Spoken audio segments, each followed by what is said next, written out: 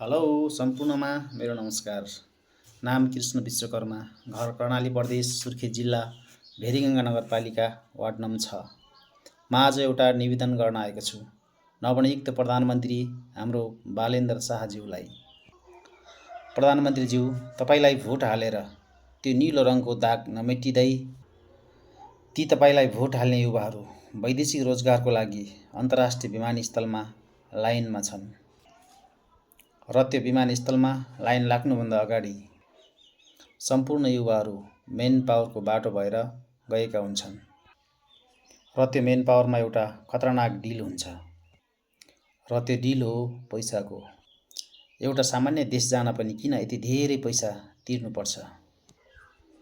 Malaysia जान 3 देखि 5 लाखसम्म र अन्य खाडी मुलुक जान 2 देखि 5 सम्म तिरेको रेकर्डहरू छ र उता गएर बुझ्दा जुन देशमा गए पनि भिसा फ्री हुँदो रहेछ र भिसा फ्री हुँदा पनि किन यति धेरै पैसा तिर्नुपर्ने? र एउटा कुरा त्यो मेन पावरमा के हुन्छ भने पैसा लगिन्छ 2 देखि 5 सम्म, तर भाउचर दिइन्छ 10,000 को। किन 5 लाख पैसा एउटा गोप्य ठाउँमा वा बन्द कोठामा लगिन्छ, तर 10,000 को भाउचर क्यामेराको अगाडि वा कुनै मानिसहरूको अगाडि दिइन्छ? तर पनि जान बाध्य छन् तपाईलाई भोट हालेका ती युवाहरू, किनकि देशमा रोजगार छैन।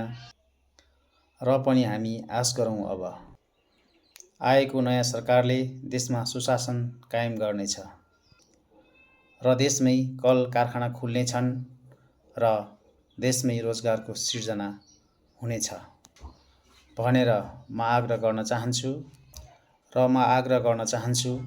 हाम्रो नवनियुक्त प्रधानमन्त्री बालेन्द्र शाहज्यूलाई र गृहमन्त्री सुदन गुरुङ ज्यूलाई म आग्रह गर्न चाहन्छु र सम्पूर्ण अहिलेको सरकारको ध्यान आकर्षण होस् मेन पावर प्रति।